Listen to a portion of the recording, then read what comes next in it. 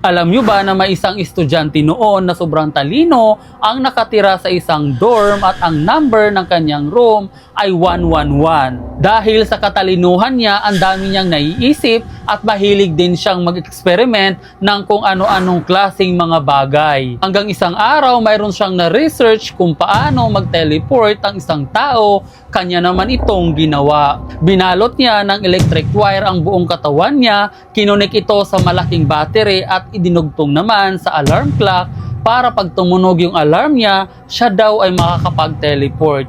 Ngunit hindi nagkatotoo yung kanyang nalaman.